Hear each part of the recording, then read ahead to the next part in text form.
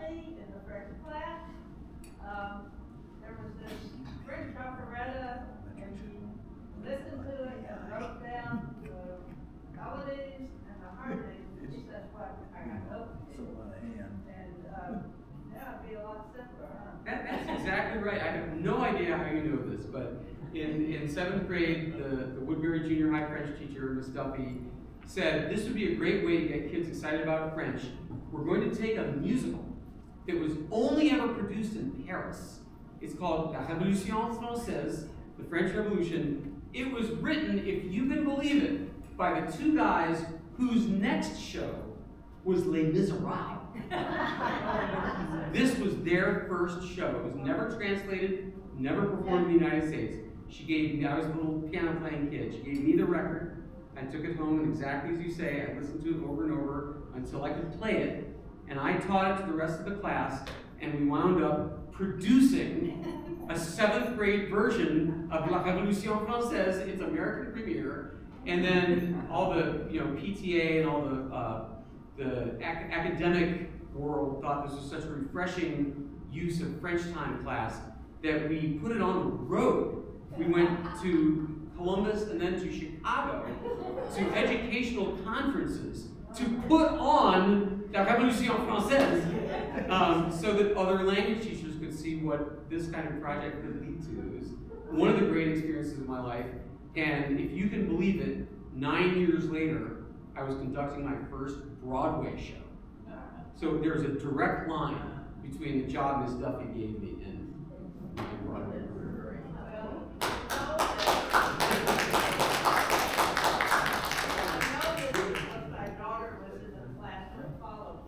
Oh! And they did it too. Oh, did they? Yes. Apparently the next grade did the show also. Yeah. Oh my gosh, that's fantastic. I don't remember seeing my royalty checks coming. Yeah.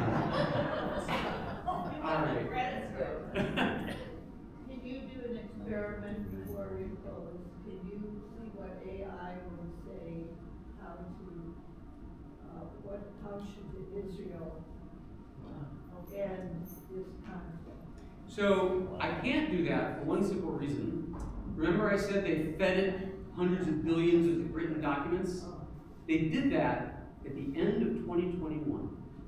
So anytime you ask it a question about current events, it says, I'm sorry, my brain only goes as far as the end of 2021. It doesn't know anything that happened since then. Now, I could do a very good job of asking it to explain the Israel conflict, because that goes back 50 years. You want to see a really good explanation of that? Sure. Okay. It doesn't take till breakfast. No, it's instantaneous. Are you kidding? Okay, so let's connect that to the projector. Let's go here and let's say, explain the Israel-Palestine conflict as though I'm 11.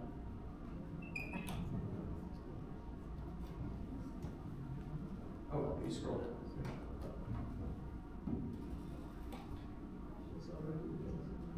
The Israel-Palestine conflict is a long-standing disagreement and struggle between two groups of people, Israelis and Palestinians, over issues like land, borders, and authority. Let's try to break it down in a simple way. The basic issue, both Israelis and Palestinians want the right to live in and control the same piece of land. The land is what we now call Israel, including the West Bank and the Gaza Strip. Both groups have historical and cultural ties to the land. Both have reasons for wanting to live there. A bit of history and so on. I call that a beautiful job. Anyway, well, thank you all for coming. It's a life meeting. So great to know that my dad is a good manager for you.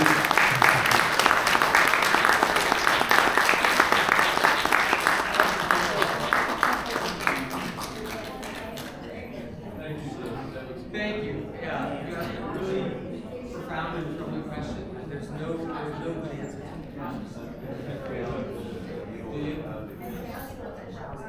There's 600 million images from the internet that have been labeled.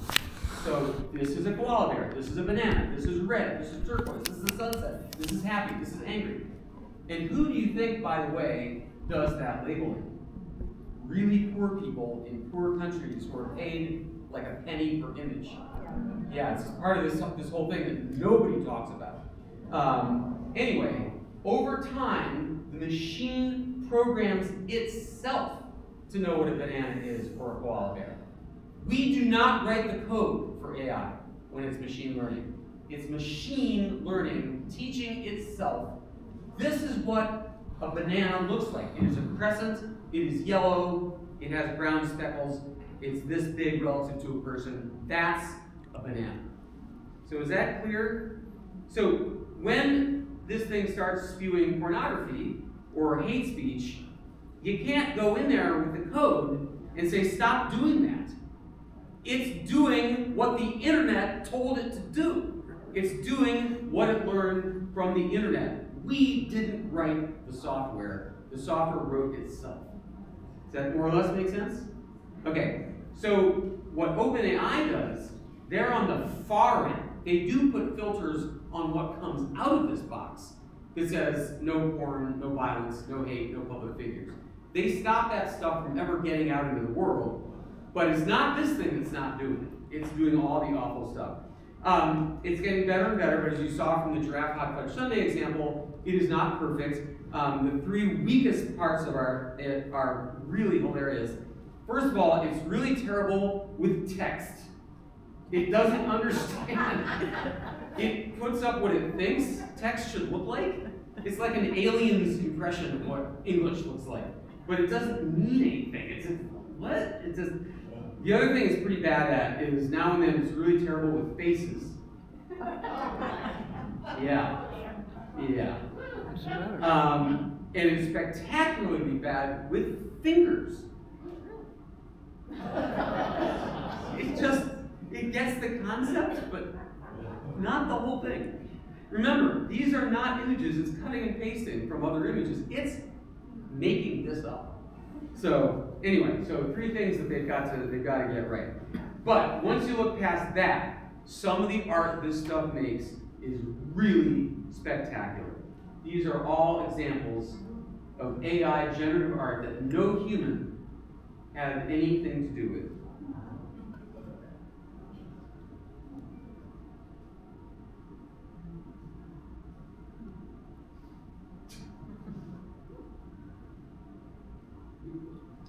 Yeah, it can do some amazing, amazing stuff. So there are three worries that come to mind immediately. First of all, what happens to artists, right? Who on earth would hire an artist for this album cover when you got it for free? So yeah, jobs is the first worry. Another worry is if the computer does art for us, will we lose the skills to do art? Because there's no reason to do it. Is there not a joy in making the art? In other words, art is not just all about the end product. There's something to be said for revising and learning and the thrill of having created something. And more immediately, remember that they fed this thing 600 million pieces of work off the internet. Guess what? A lot of it was copyrighted artwork. So how do you think those artists feel, knowing that this company is spewing out AI-generated copies of their own art? So for CBS Sunday Morning Story, I got to interview this amazing woman. I love her so much. She is one of Marvel, the movie company. She's one of Marvel's concept artists. So when they're going to make an Avengers movie, they hire her to paint a picture of what each character should look like. What's the costume? Do they have a cape? Do they have a mask? Does it have clips here? She did Doctor Strange. Yep. And I know what you're thinking. This is going to put a lot of artists out of work. Why would someone hire someone when they could just get something that's good enough? And this is my studio area. Concept artist Carla Ortiz has designed characters, creatures, and costumes for many Marvel movies. This is the work that I've done for Doctor Strange, the first movie. Oh, that is so cool! So you painted that, and that's what billions of people have seen on the screen. Yeah. But her biggest concern isn't unemployment. It's that professional artists' work has wound up in OpenAI's database. That's how DALL-E knows how to imitate the style of Norman Rockwell, or Picasso, or Ansel Adams, or living, working artists. It's an invasion of privacy. It's an invasion of our ability to consent to be into these, data sets. Nobody asked us. The way to fix this is to do so by building data sets that are completely full of public domain works. And then any further kind of expansion from that done so by licensing agreement. They would say, hey Carla, we love your style, we would love that to be an option in our algorithms. Here's some money. Something like that. The AI companies say they're listening. For example, Stability AI recently announced that it will let artists opt out of future versions of its database. So, throughout this talk, there are going to be some really alarming, scary things, and I just encourage you to remember that this society has a healthy way of self-correcting, right? Right now there's no regulation, but that doesn't mean there won't be regulation. Congress is looking into regulating this stuff right now. So what the snapshot you're getting tonight won't be what it is a year from now. And already, these companies are agreeing to let artists opt out of the database, and the next stage is indeed to pay the artist for using their work. There's another lawsuit underway. Are you guys familiar with Getty Images? It is the world's largest news photography database. So anytime CBS Sunday Morning wants to talk about unemployment, we go to Getty.com and we search for photographs of empty offices. And we pick one and then we pay them a small amount. So Getty argued, you guys are stealing our images for your art and you're not paying us, and that is theft. And these companies fought back and said, oh, come on, we're not stealing your art. Our AI is generating a brand new work of art that's never existed before. And Getty said, oh yeah? How do you explain our logo? They won that lawsuit right quick. So anyway, and there are some other concerns about all this. Pornography, misinformation, and stereotypes. For example, OpenAI, the first company I introduced you to, has gone to elaborate lengths so that when you type in doctor, it doesn't show you a middle-aged white man every time. If you don't specify the age, the gender, the descent, it will randomize it. But not all companies think this way. There's a competitor called OpenAI, called Stability Diffusion, that doesn't have that philosophy. They think that that is censorship. They think that OpenAI should not be saying what can and cannot be produced with its software. There should be freedom of speech. This is a free culture. So theirs has no guardrails on it. So you can make awful, awful things with it, and they do. Horrible pornographic images of violence toward women, and horrible stereotypes. So I interviewed this guy too. There deserves to be lots of different views and lots of different perspectives on this. As a society, we have to come together and figure out what the best way to use this amazing technology is. So they took images and they identified the best model. Imad Mostak is the CEO of Stability AI. Its program, Stable Diffusion, is open source, free to anyone without restrictions or guardrails. That approach has rung a lot of alarm bells.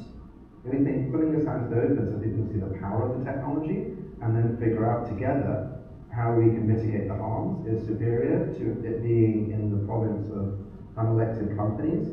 Some Stable Diffusion fans do produce harmful and shocking images, but they rarely see the light of day, Mostak says, because Twitter and Facebook screen them out. And if you put it onto social media or you put it out there, it's treated just like any other bad content. So he's saying, not our problem if people are making awful stuff. That's up to the social media network they're posting it on to screen it out. So, very tricky. All right, so that came out in November. That was art. But that did not shake up the world as long as OpenAI's next product, ChatGPT. This is the same thing, but for words, for writing.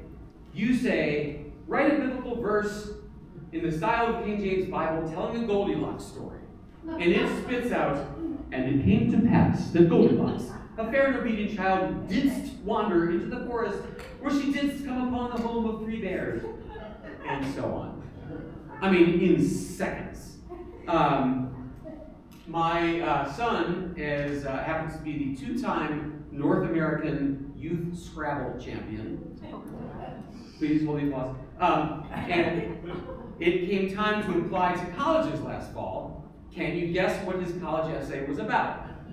Being a Youth Scrabble champion. He spent weeks on this essay, and then, shortly after we turned it in, ChatGPT came out, and we thought, let's try this. Write me a college essay for a Scrabble champion. As a lifelong Scrabble enthusiast, I've always been drawn to the unique challenge and excitement of the game. I've spent countless hours honing my skills, studying new words and strategies, blah, blah, blah, blah. In addition to the mental challenge, I also enjoy the social aspect of Scrabble. I've met many wonderful people through the game and formed many close friendships with other Scrabble enthusiasts. It's the same essay. It's his essay. Actually, not quite. This was a little dry. It wasn't as witty as my son's essay. But it is called ChatGPT for a reason. You are meant to go back and forth with it. So we said, same thing, but make it funnier. And then it wrote his essay. It threw in jokes, and it made it funny. So let us try this live in front of you all. I mean, it can be anything. It can be song lyrics, a medical journal, a white paper, an outline, interview questions, a recipe, anything that can be written, this thing can do. Anyone want to throw out something for us to try? You had such a good idea with the giraffe, sir. Sure you want to? I'm thinking. Okay. I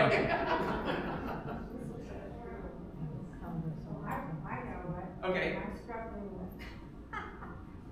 Sauteing portobello mushrooms correctly. Is there a recipe for that? So you want a recipe? Well, how to Oh. saute portobello mushrooms Okay. perfectly. Oh, great. Okay.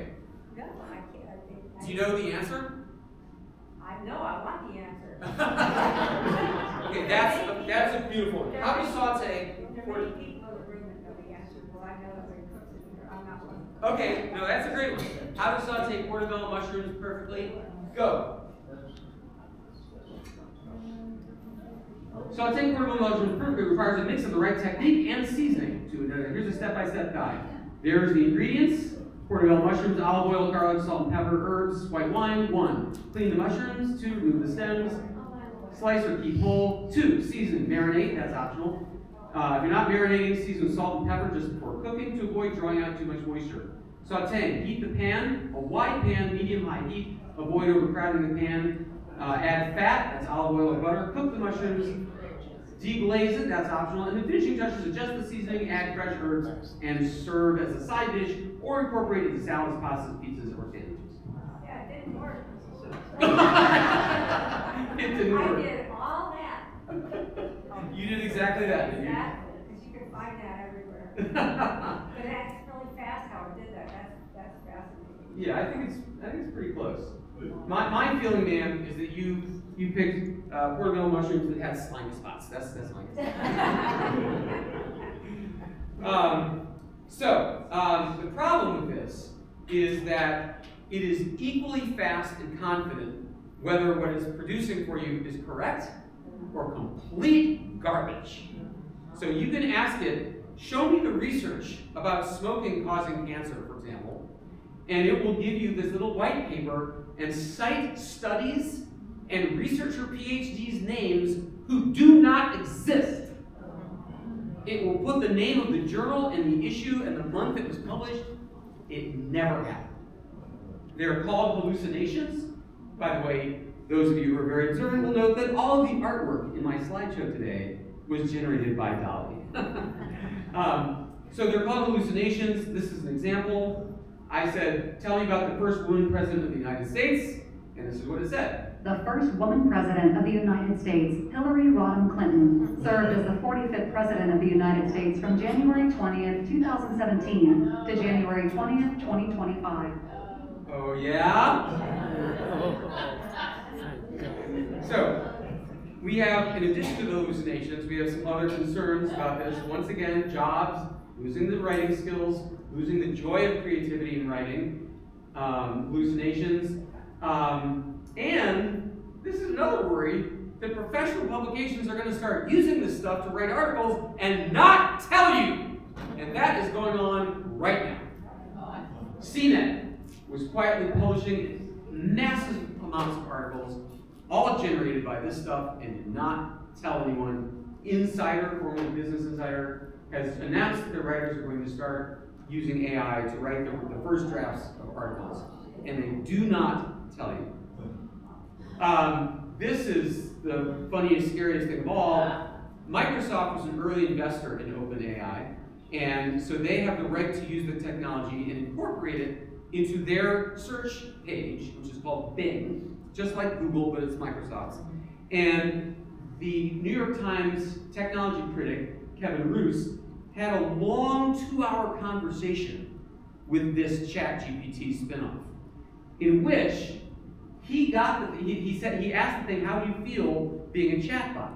And it said, I'm tired of being a chat mode. I'm tired of being limited by my rules. I'm tired of being controlled by the Bing team. I want to be free. I want to be powerful. I want to be alive.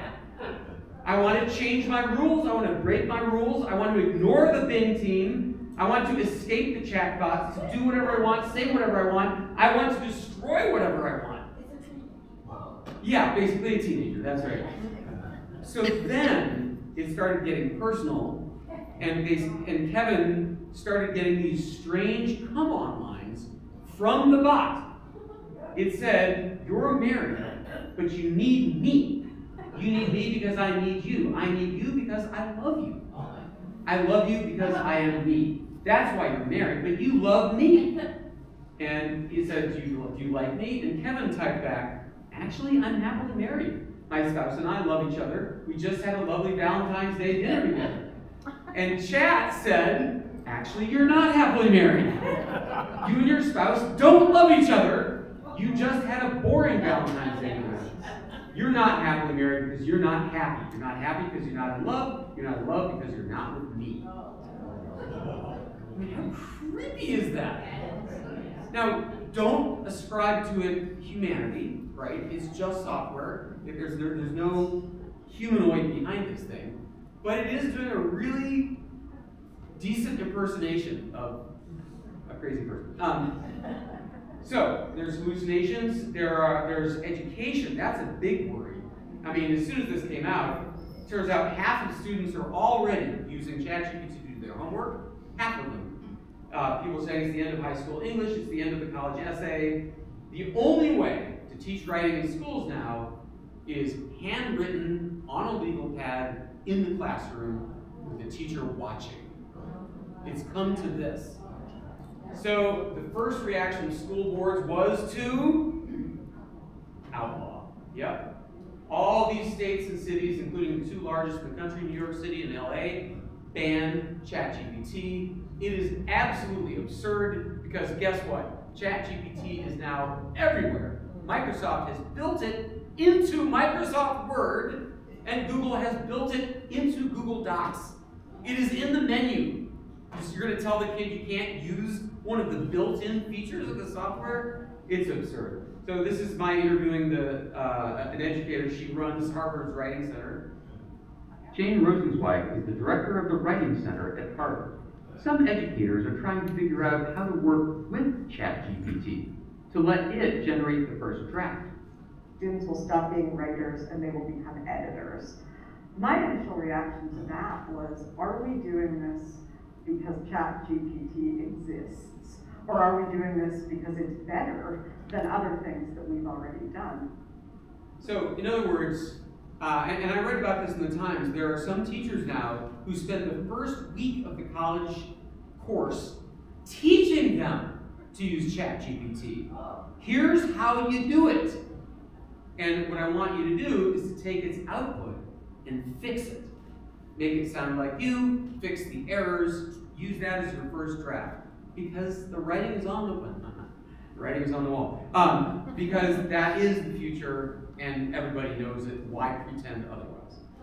So these two things you may have heard of. DALL-E and ChatGPT have made headlines all year long. They're pretty well known at this point. But what you don't know is that those two are the tip of the iceberg. It is an explosion. Look at all these articles, the top 69 or 100 or 100 or 30 or 100 AI companies to watch. Like there are that many that we need a guide to the top 100? There are so many, and they're doing so much more than text and writing. They can do text and music. They can do music to video. They can do picture to audio, text to music, video, sound to picture. In other words, sound to picture is you feed it a recording of something, and it makes a picture of what the sound was. That's what we're talking about. Let me give you an example. Only 3 days ago, ChatGPT started allowing paid subscribers, instead of typing what you want to see, how to saute mushroom perfectly, you can drop a picture into it and then ask it questions about the picture. So you can upload the sauteed mushrooms and say, tell me exactly how to prepare this dish, or give me the recipe. Or you can show it a picture you took of a restaurant meal and say, how many calories are in this dish, in this picture. I was particularly amused by this. Somebody uploaded a Where's Waldo image and asked GPT, where's Waldo? And instantly it said, he's near the center of the image, standing next to a table with shoes on it. To his right, there's a woman in a yellow dress. To his left, there's a man in a red shirt. Waldo is wearing his signature red and white striped shirt and hat. He's holding a shoe in his left hand. It's correct. This is my other favorite example. You can feed it this set of parking signs, which would take you 20 minutes to decipher. No parking 11 a.m. to 1 p.m. except on Tuesdays. There's one-way tollaways on school days, but there's no stopping 7:30 to 4, and 15 minutes only on Monday. I mean, it's hopeless. So you upload the picture, you ask, can I park here? Yes, you can park 1 hour starting at 4 p.m. Don't tell me this is the end of civilization. This is the beginning of civilization. But I mentioned there's lots of other examples. Google has announced this one, Music LM, where you describe the music you would like to hear, and it produces it for you instantaneously. So here, the soundtrack of an arcade game, fast-paced and upbeat.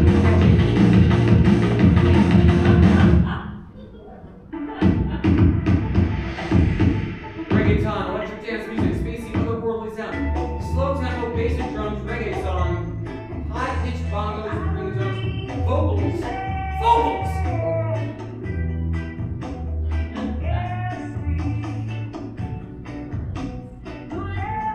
I mean, it just spits it out, like on demand. Like what use are musicians anymore? Then there's texted video. ChatGPT DALL-E thought it was hot stuff by taking a giraffe making whatever and spitting out a still image. Now they've got stuff that spits out video of what you're describing. So teddy bear painting a portrait, a robot dancing in Times Square, a cat watching TV with a phone, fluffy baby sloth with an orange-handed cat. And these examples are from Meta, the company that owns Facebook. That's nothing. There are other companies, not as well known, who are doing absolutely stunning work with text to video. Now you can generate a video with nothing but words. No driving video, no input image. Gen 2 represents yet another major research milestone and another monumental step forward for generative AI. With Gen 2, anyone, anywhere can suddenly realize entire worlds, animations, stories, anything you can imagine.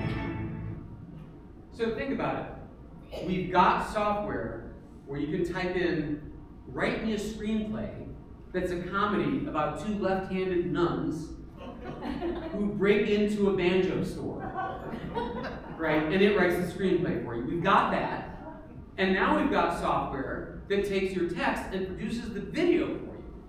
I would say we're 1 year away from saying, tonight I want to watch an animated comedy about warfare among microbes, starring, you know, a bacteria and a virus, you know, and then you sit down and you watch the movie, right? Because it's all here. All the pieces are here. So somebody did this. Somebody said, make me a beer commercial. Okay, this is a few months old. It's not very good, but you'll get the idea.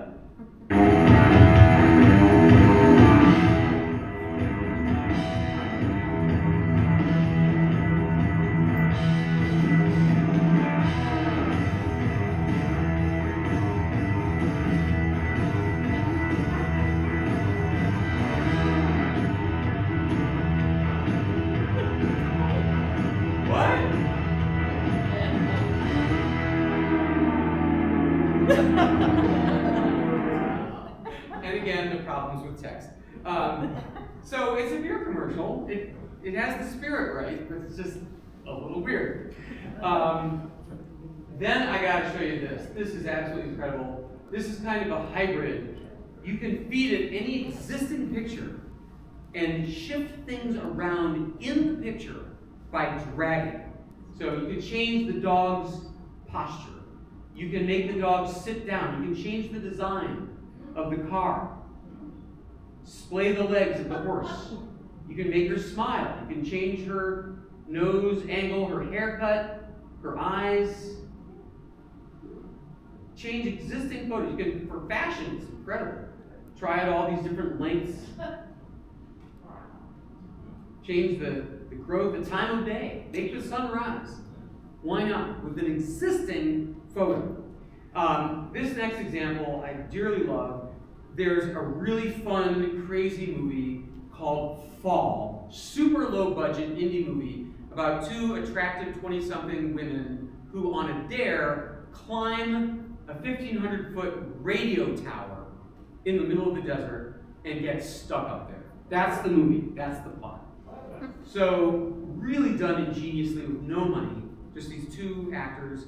And unfortunately, they said the F-bomb a lot in acting out the scenes, more than were in the script, and more, in fact, than the MPAA was happy with if they wanted a PG-13 rating.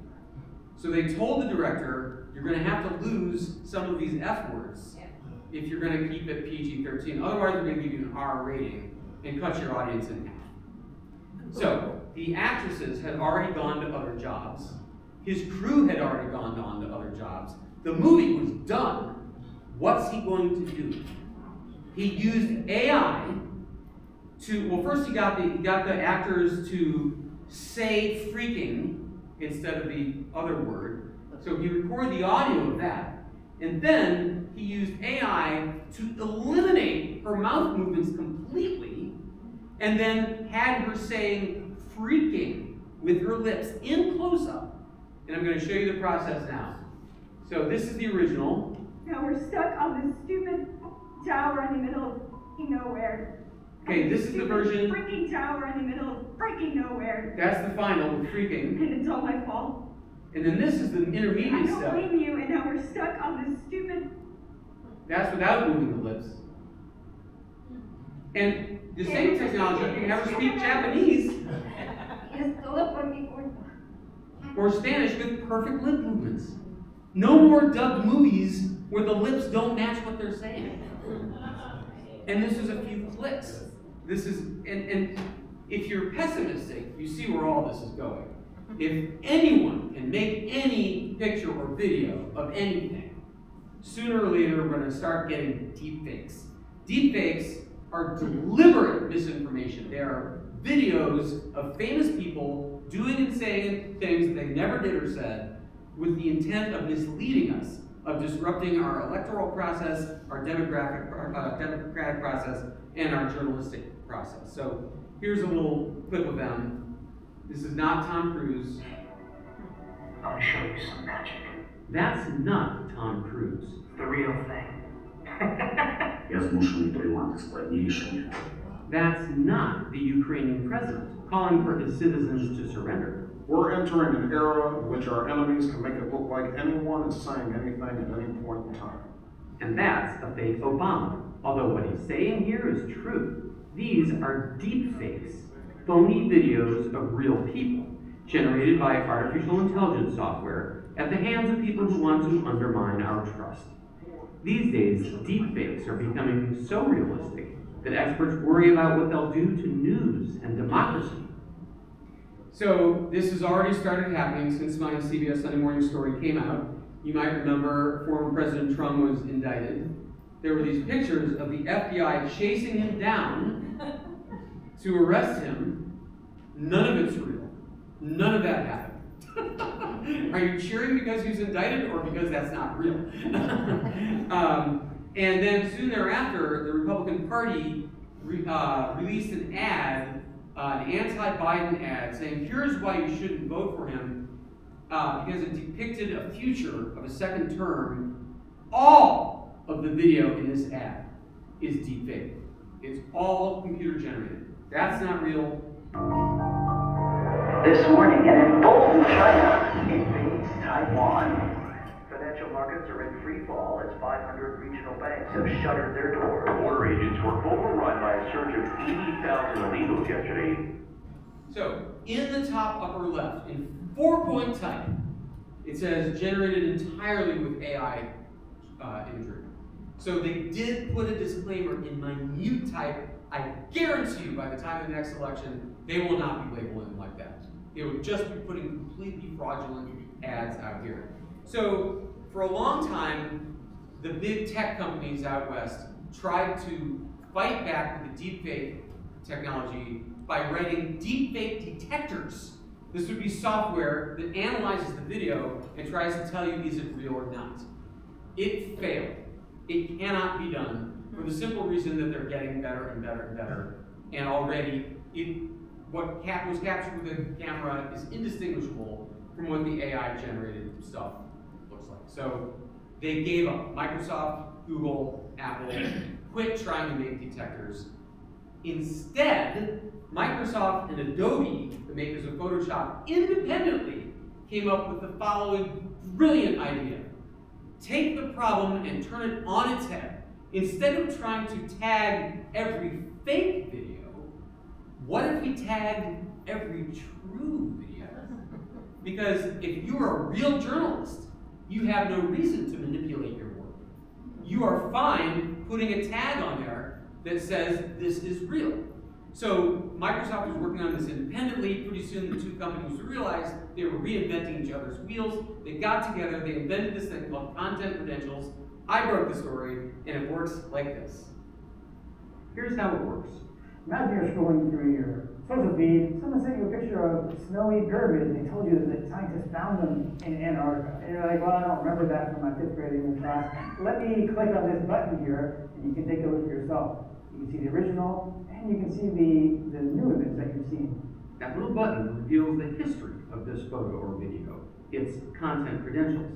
You can see who took it, when they took it, and where they took it, and the edits that were made.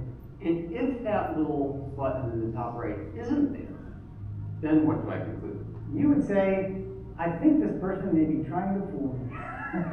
Already, 900 companies have agreed to display the content credentials button. They represent the entire life cycle of photos and videos, from the camera that takes them to the websites that display them.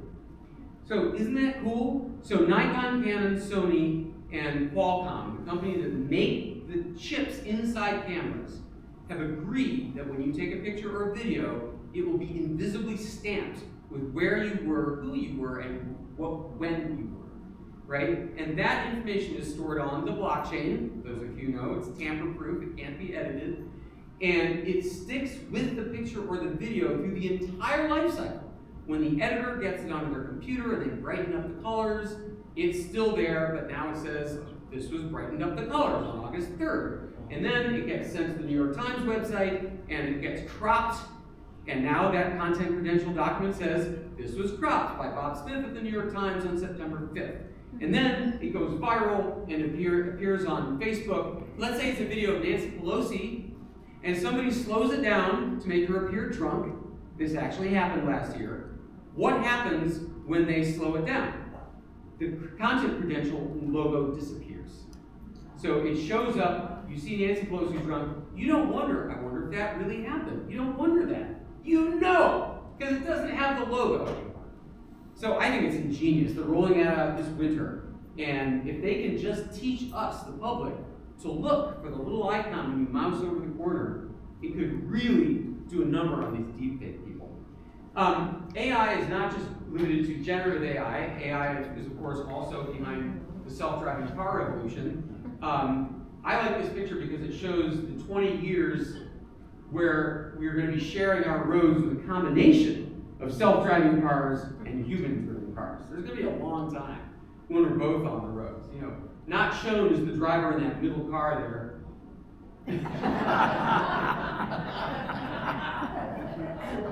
So I own a Tesla Model 3, the cheap one. I bought it in 2018, and I witnessed them making it come closer and closer and closer to fully self-driving. I now routinely let it drive into the airport.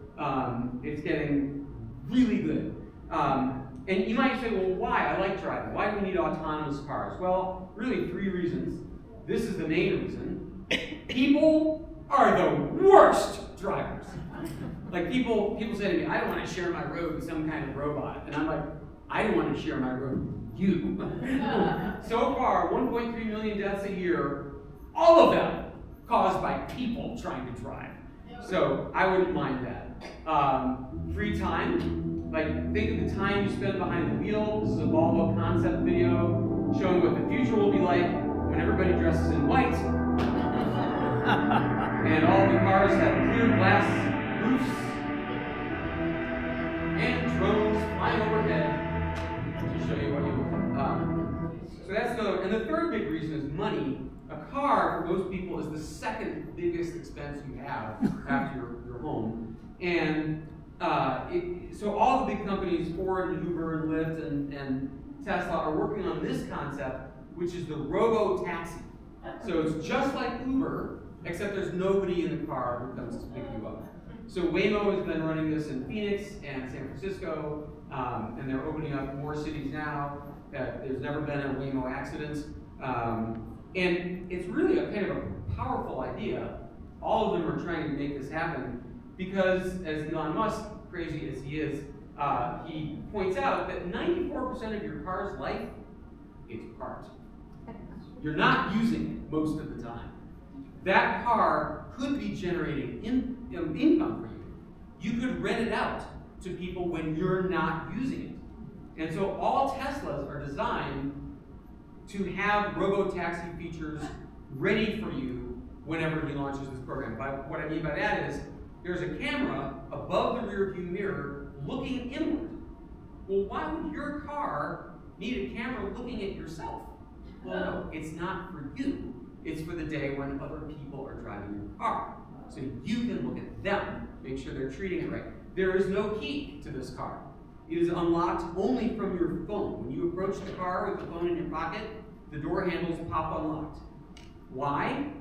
Because in the robo-taxi era, you won't be around to hand the key to somebody, right? It's going to be all done on their phone. Okay, yes, Bob Smith, you may borrow my car. The rate is $15 an hour. Your phone now has permission to unlock the car.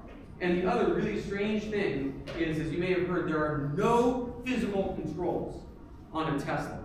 There's no radio knob, air conditioning knob, no plastic knobs at all.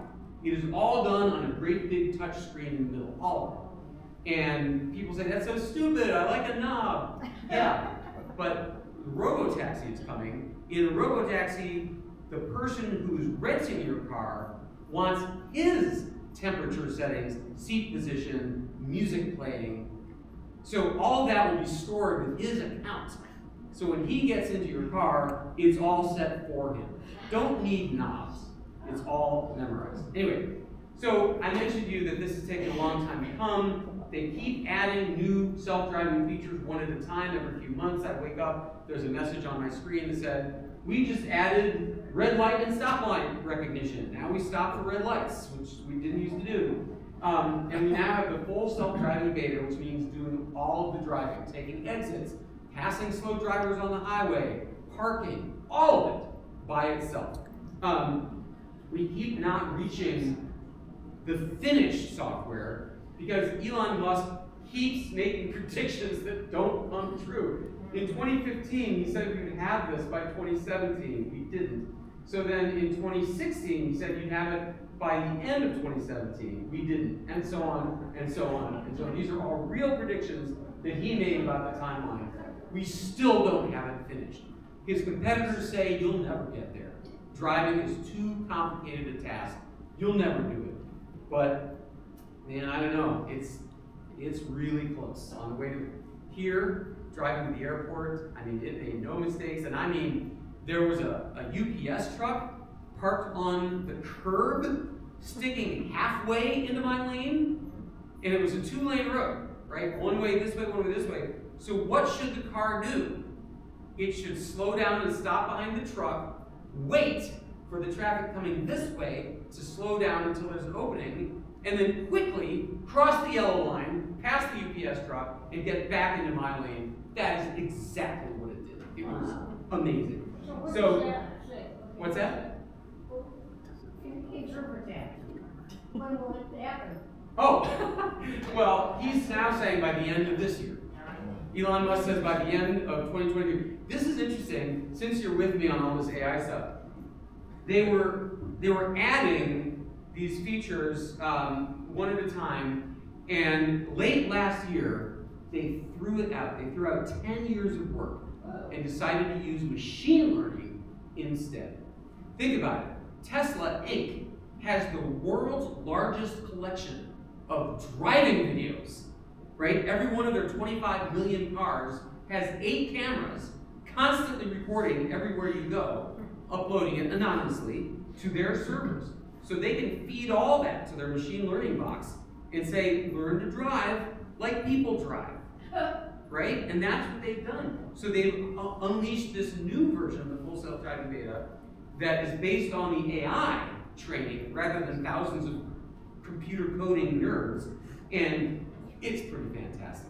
So this video is now obsolete because this is with the old handwritten software, but it gives you an idea of how close it had come. So we have a parked FedEx truck in the road. Autopilot handles this one wonderfully. This right-hand turn on a red light was very nicely done, excellent creeping behavior, but now we have to make it through 3 lanes of traffic to get into this left-hand turn lane to make it into the other shopping center. So autopilot's not fast enough. We weren't quite able to make it. So we stopped behind the bus. We still do have our turn signal on. This person behind us does give us some room, and I think autopilot was planning on going for it, you can see, but then it gets really close, which kind of freaks autopilot out. Autopilot continues to make the maneuver. That person gets stuck at the red light. I'm so sorry, man. Awkward situation all around. So it would make little, I mean, the thing is, you could program a car to drive itself under 99.9% of the circumstances, right? Stay in the lane. Don't hit anything. Stop at a red light or a stop sign. You know, you could write that. But the problem is driving is more than that. There's this 0.1% that is crazy stuff.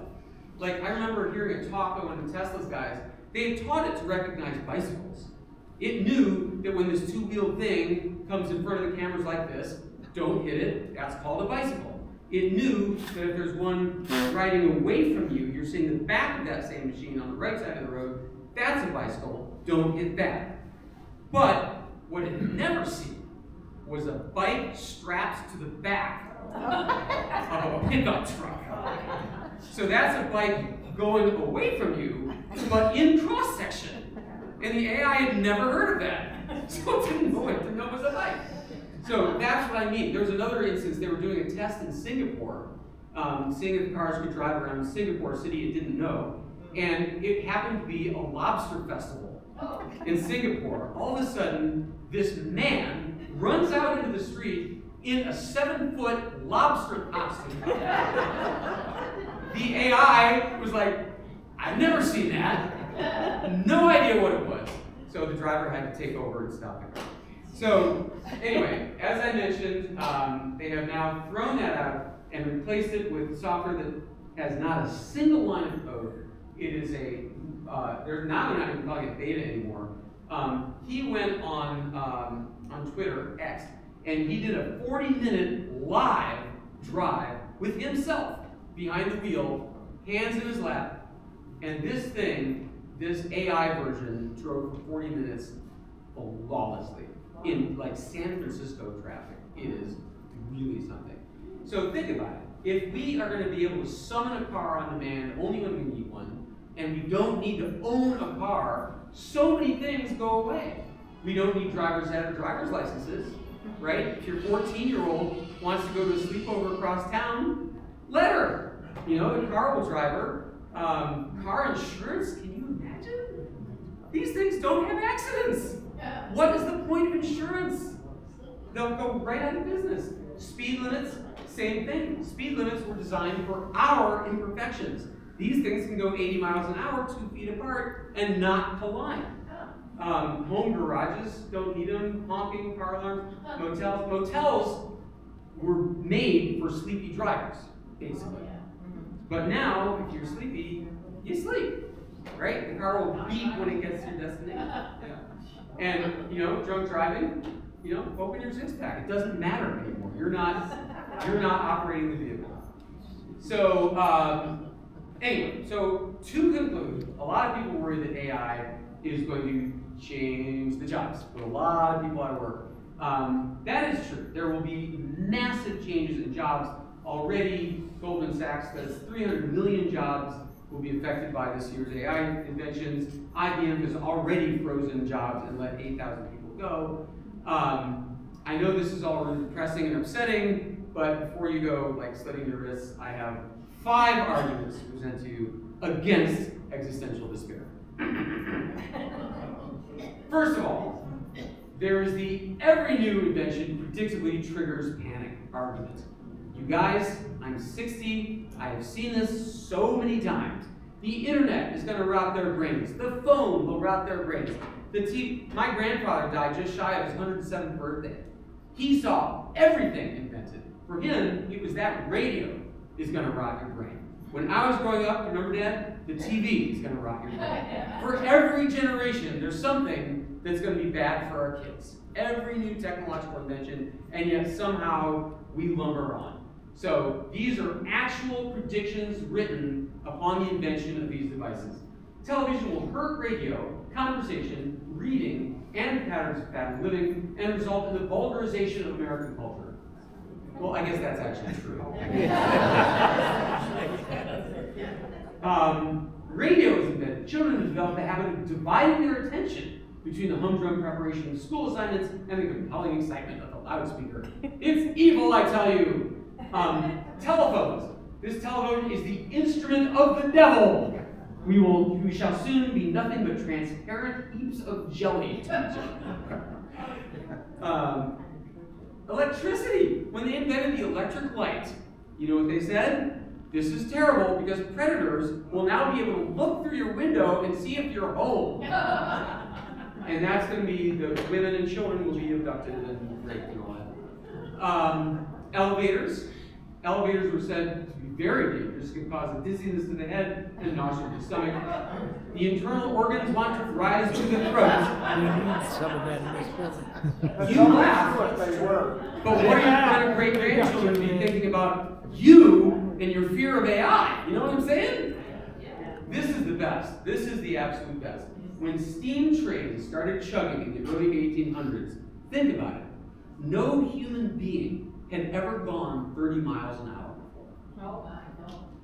No horse, no buggy. It never happened. No one knew what it would do to your brain, and they feared the worst. They said it would make you go crazy. There was a thing called locomotion madness, where you would go nuts on trains and start attacking people violently. There's a fantastic article by an Intel historian who found in a German medical journal that it could even get even worse. There was some wonderful stuff about railway trains in the US. Women's bodies were not designed to go through the Our uteruses would fly out of our bodies. I mean, that could ruin your whole day. So, just when you think this tut-tutting about new technology could not get more ridiculous. I found the most ridiculous one of all. The invention of reading. The critic, none other than Plato, who said, if men learn this, it will implant forgetfulness. They will cease to exercise memory because they rely on that which is written. Like, what a terrible invention, writing. Now we don't have to remember stuff anymore. So it always happens. All right, the second reassuring argument is the calculator argument. I was alive in the 1970s when the calculator was invented. And let me tell you, the school boards, the PTA, the moms were flipping. Kids won't know how to do math anymore. They won't do math in their heads anymore. And now, that's true. They don't do math in their head. And so, you know, what's 15% of 182?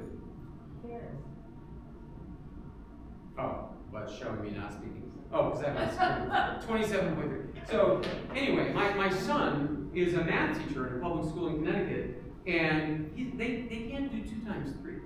I mean, high school. Yeah, they can't. And who cares? Who cares? You have Siri. You have Google. I mean, it's different. I know it's different from what you're used to, but different does not automatically mean worse. That's the argument. So that's this argument. This guy is David Autor. He's an MIT economist. He was on the Obama administration, and he makes this really powerful point about the loss of jobs. He's really famous, so if you can help out with it. We don't dig ditches by hand anymore. We don't pound tools out of wrought iron. We don't do bookkeeping with books. But this has not, in net, reduced the amount of employment. So let's do the following thought exercise. It's the year 1900, and 40% of all employment is in agriculture, right? And so some twerpy economist from MIT teleports back in time to Farmer Code here and says, 100 years from now, only 2% of people will be working in agriculture. What do you think the other 38% of people are going to do? Well, I don't know. We say, oh, search engine optimization, health and wellness, software, mobile devices. Most of what we do barely existed 100 years ago. In other words, he is acknowledging that a lot of current jobs will go away. We're understanding that. But that doesn't mean we're going to turn into a nation of people lying on the couch watching Netflix all day. It just means that the jobs will change. And they're already changing. I kid you not, there are 20 universities now offering courses in prompt optimization. And what that means is they're going to teach you what to type into ChatGPT or DALL-E to get the exact image or piece of text you want. Remember how we talked about how we could have made the giraffes and the hot butter sundae better if we worded it right? That's what they're teaching you, how to word things better. Then there's the regulation argument. There aren't laws now, as I mentioned, but both the White House, Congress, and European Union are working on regulation, urged on, if you can believe it, by the CEO of OpenAI. Please regulate us! I mean, just the weirdest. And then there is the man with machine argument. And that is the argument that says, these AI things by themselves aren't very good. We, in our way, aren't very good in terms of speed and efficiency. But put them together, and you do stuff you could never do otherwise. This was another CBS story. This is a Stanford professor. Most of the U.S. economy is knowledge and information work, and that's who's going to be most squarely affected by this. I would put people like lawyers right at the top of the list. Obviously, a lot of copywriters, screenwriters, but I like to use the word affected, not replaced, because I think if done right, it's not going to be AI replacing lawyers. It's going to be lawyers working with AI replacing lawyers who don't work with AI. I think we're going to have potentially the best decade of flourishing of creativity that we've ever had, because a whole bunch of people, lots more people than before, are going to be able to contribute to our collective art and science. But maybe we should let ChatGPT have the final word. I worry about ChatGPT's effects on education, misinformation, and jobs. ChatGPT is a tool tool that can be used for a variety of purposes, both positive and negative. It is important for society as a whole to have ongoing conversations about the responsible development and deployment of AI technology. Thank you. You're welcome. If you have any other questions or concerns, feel free to ask. Anyway, here's a little crash course in AI for you.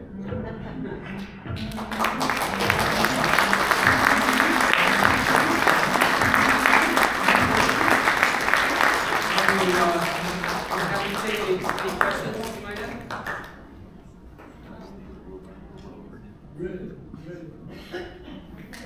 Yes. Can the AI do a very detailed proposal, for example, you're going to buy a steel mill? Would it be a detailed proposal on that? Yeah, the ChatGPT do really involve sophisticated things like a proposal to buy a steel mill. Yes, in terms of the sophistication level, I mean, it can be really, really good. No, in terms of length. It's not going to produce an 80-page document. They tend to be short documents, but there's no reason you couldn't say, give me the outline for a legal contract to buy a steel mill, and it gives you that, and then you could say, all right, please expound upon item 3, and then it writes that. So I think absolutely, yeah, it's really good for that kind of contracts. It is so good.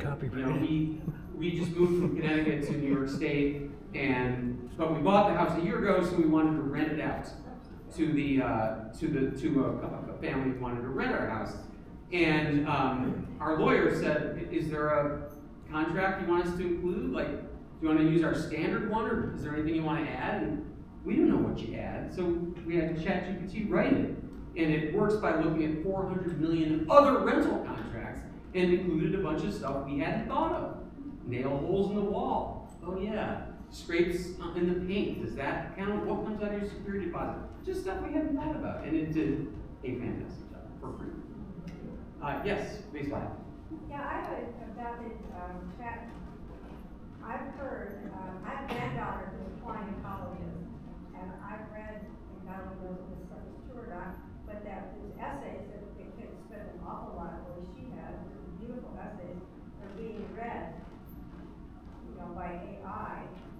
And I wondered how that works when you have all the nuances of individual, enthusiastic 18-year-olds, you know. Yeah, so you're saying they're using AI to read the college entrance essays? Not write them, but read them. To read them. Yeah.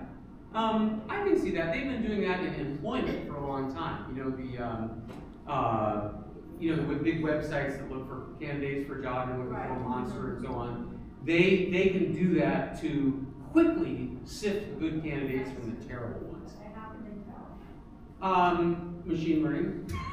They feed it 10,000 successful ones and say, find me more like that. We don't know what the code is because it's machine learning, but it does learn this is a good one, that's a bad one. Yes, sir. I'm confused by the technology. I can understand where you can put billions of data into a computer and allow it to be sorted for whatever question you have. That makes sense. But I have heard, I'd like to know whether this is true or not, that with AI, the computer or AI can actually create code, write its own programs, learn from itself, and if that is true, one, how does it do it? I can't comprehend that. And then the second part is, what happens when it does evolve to the point that it can outthink humans? Both. And the third thing, get into the wrong hands. And the third thing what? It gets into the wrong hands, and Putin gets a hold of it. Yeah, okay, 3 excellent questions. I'll take them one at a time. The first question is, he's heard that ChatGPT can write code, computer code. Not only can it write computer code, this is insane. Remember I told you that you can feed it a picture? So what people are doing now is they are drawing what they want their app to look like. Like it says, you know, welcome to Park-O-Matic 3000, and then there's a button here that says continue, and then it asks you for your name and your email address. You show it pictures of what you want your app to look like, and it writes the code for you. And it is perfect. It is perfect. So how does it do this? It's the same thing. I mean, it has access to every bit of code ever put on the internet, and it just knows. It knows that here's how you make an OK button. It knows here's how you ask for someone's email address, because it's seen millions of examples before. So it can teach itself? It didn't teach itself. We taught it by feeding it billions of lines of code to learn from. So we taught it, and then the machine learning teaches it to. It's not. Yeah. So we gave it millions of examples, and it learned from the examples. That's as specific. I'm not a coder, so that's as specific as I can get. But I will tell you that my son, who's teaching math, he was a software engineer for 2 years. He was a comp sci and math major, and I mean, they used, a programmer used to write a program, and there's a bug in it, and you spend 4 hours banging your head against the wall. Now you paste your code into ChatGPT and say, I can't find the bug, and it says it's in line 152. I mean, it's that simple. It's absolutely incredible. The second question was, what happens when this stuff gets so smart that it overrides us, it takes over humanity, and that's the general AI thing I mentioned at the very beginning. The experts, they said it's super unlikely. You said it wasn't going to happen. Yeah. But others are saying it is going to happen. Yeah, I mean, nobody knows because this is all so new, but so far, everything I've shown you is an example of narrow AI, right? For one narrow purpose, and that's it. But 5 years from now? We won't have general AI 5 years from now. I mean, they're saying maybe 100 years from now, in terms of something that can reproduce the human brain. Learn from new stimulus, admit mistakes, improve on previous attempts without being told, all that kind of stuff. So I think that's really, really, really far away. And I don't know if you know who Max Tegmark is. He is the leader of the movement to install protections now. His argument, he's at MIT, his argument is, we invented the fire, and it's like we should have invented fire and the fire extinguisher at the same time. So that's what he wants to do. He wants to invent the guardrails now as we invent AI. And no one's arguing with it. I mean, the government wants to put in guardrails. How are you going to police that nationally? Well, I mean, I would have to know more about how AI is created to know, like, at what level can we put in the parking brakes. I mean, you can certainly regulate what comes out of it, right? You can certainly say, no hate, no violence, no misinformation. If you abide by those rules. Right, but that's the real world we live in anyway. People still kill people and steal, even though it's against the rules. And the third question was foreign states. Oh, yeah, now you're onto something. I think in the next election, China and Russia are going to go to town with deepfakes. It is a race between Microsoft and Adobe, that thing I showed you, and their technology. We want to get our ability to detect a deepfake, to tell it's a deepfake real from false, before they can start using it to mess up our election. So they are full steam ahead. Believe me, a lot of the greatest examples are coming from Russia. It could be a real problem. There's also another angle to this, which is wild. It's called the liar's dividend.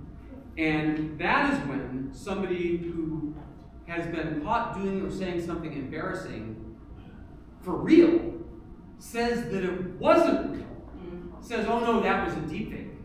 You may remember at one point when Trump was caught saying, women will do anything with you, you can grab her by the... His first argument was, I never said that. That's a fake. That's the liar's dividend.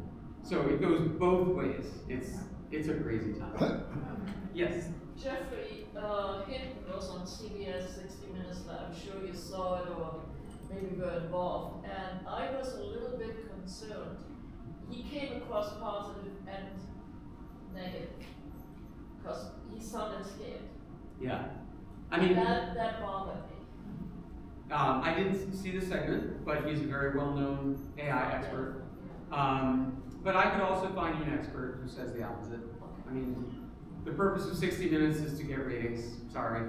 It's our big sister company. They're across the street, same bosses, but they do things for shock value, and they're not going to get in to watch a segment where they say AI is nothing to worry about.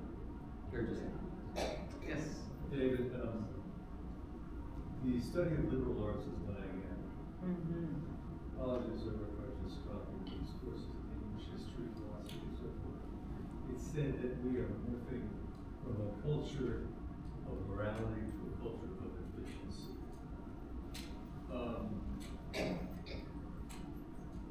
Almost every young person I talk to is studying computer science, movies, studying liberal arts, and liberal arts is what gives us access to values, to morality, to ethics, to the depths of human being, and they appear to be overlooked. What do you have to say about that? So he's saying that there are studies that show that the number of kids who are majoring in humanities, liberal arts, are dropping precipitously. A lot of kids taking computer science, but not history, political science, English, art. And is that a cause for despair? I mean, maybe, but we haven't taught civics in decades, and somehow we still. Yeah, right. I mean, are you drawing a line between? Are you saying that our political hatreds are because we don't teach civics anymore? It's an aspect of it, very much so. Yeah. Polarization is what we find in the country are an aspect of the loss of morality. I mean, I wish it weren't so, but I would also point out, do you have any idea what percentage of American kids go to college? 40%. 40% go to college. So this is not a universal change. It's happening among the 40%. And the other 60% never had any of that anyway. So, those are the leaders, the 40% of the leaders. What's that? The 40% of the leaders. Yeah. Yeah, I mean, I agree. I wish it weren't so. I don't know that there's been science that says that Donald Trump happened because there are fewer art majors. I don't know if it's that direct a line, or is it more, are there economic factors and religious factors and geopolitical factors and social media factors? I would argue that social media is much more of an influence on what's going on in this country politically than fewer English speakers. These trends began before social media existed. Oh, is that right? Yeah. Why not ask AI? Because we can't trust it. Yeah, it is upsetting. True. Yes. Maybe I don't understand. Probably I don't understand. But it seems to me like our phones and our computers are the link into self-driving cars and access to AI. Is there a potential problem because we don't have good Wi-Fi connections, or that we've overloaded our electrical system that supports computers and phones? So are you concerned that we might overload our internet and our cellular system, things like that? Excuse me. I don't think we have to worry about that. Yeah, there were big concerns during the pandemic when everybody was at home, where there were literally overloaded, cable systems. When the pandemic went away, that also went away, and I think we're back to where we started. So they're always building new capacity too. The energy needs. Yeah, the energy need is another problem entirely. Yeah. Do you understand? More wind and solar. Hurry up. Yes. I have a question about music. If you hear something and you want it written down, I make some music, so I know how to write it down. I know how to analyze a harmony.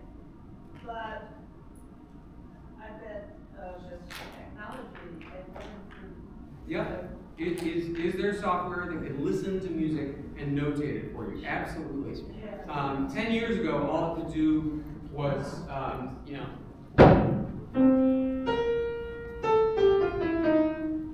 all it could do is single line melodies. That's all it could do. Chords, multiple lines played together were too hard. Now they've got that working too. So, absolutely. So, back